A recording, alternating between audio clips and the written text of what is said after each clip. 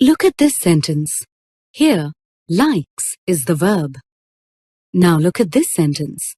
The verb is the same as the first sentence, but its form has changed.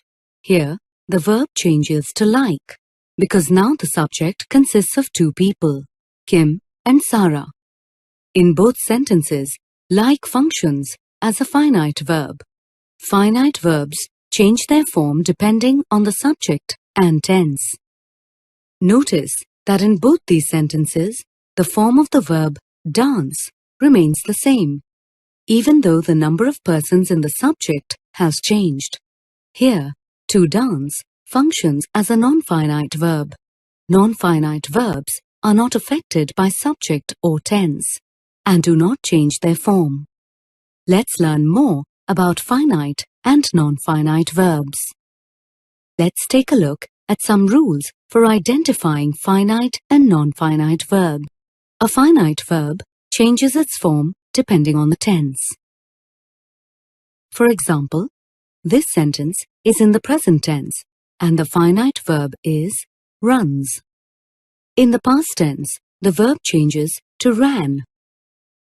And in the future tense, the form changes to will run. So the finite verb run changes according to the tense. Let's look at another example.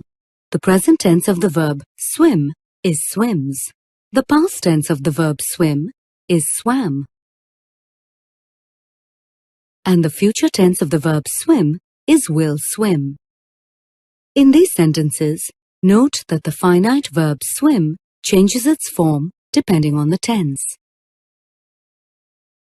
Here's another example of the way a finite verb changes form depending on the tense.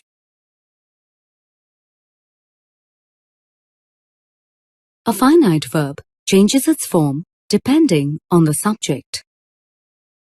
A finite verb changes form based on whether the subject is singular or plural. For example, in this sentence, plays is a finite verb. Sunny is a singular subject, so plays is also singular.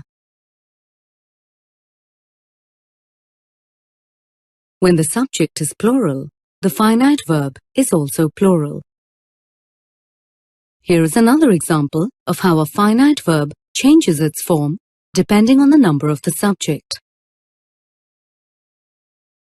A finite verb also changes its form depending on the person. For instance, in this sentence, both subjects I and he are singular, but I is first person singular, so the finite verb used with it is speak, while he is third person singular, so the form of the verb used is speaks. Here are some more examples of how finite verbs change form depending on the number and person of the subject. Non-finite verbs do not change their form. Non-finite verbs are not affected by tense, number, or person. Can you identify the non-finite verbs in these sentences? Raining is the non-finite verb in both sentences. Unlike finite verbs, non-finite verbs do not change their form when the tense is changed. The non-finite verb raining remains the same, with the past tense verb was as well as the present tense verb is. Let's look at another example. The finite verb want changes based on the number of persons in the subject.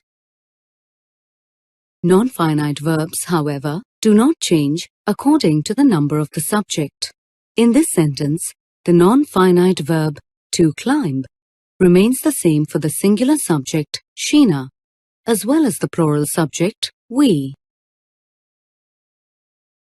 Now look at these sentences. The finite verb is enjoy. Fishing is the non-finite verb in these sentences. Fishing does not change form whether the third person she or the first person I is used. Here are a few examples of non-finite verbs. Notice that the non-finite verb does not change with the tense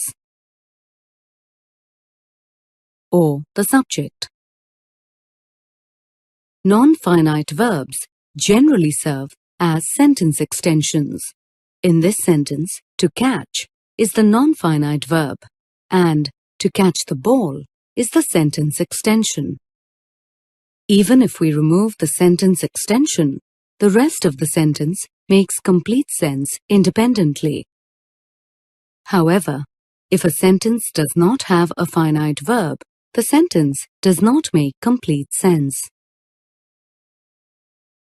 Non-finite verbs are of three types: infinitives, gerunds, and participles. Non-finite verbs are sometimes formed by adding to the base form of the verb to form the infinitive. In this sentence, to give is the infinitive verb. Similarly, here, to go is the infinitive verb. Gerunds are another type of non-finite verbs. A gerund is the ing form of a verb and does the work of a noun in a sentence. In this sentence, reading is the gerund form of the verb read. Here, cycling is the gerund form of the verb cycle. Participles are verbs that are used as adjectives. There are three kinds of participles: present participle, past participle, and perfect participle. A present participle is composed of the base form of the verb plus ing. For instance, the base form hide plus ing creates the present participle hiding. Let's look at another example. The base form eat plus ing creates the present participle eating. Past participles take various forms, such as the base form of the verb plus either d, ed, en, or t. In this sentence, the past participle is broken, and the past participle here is excited.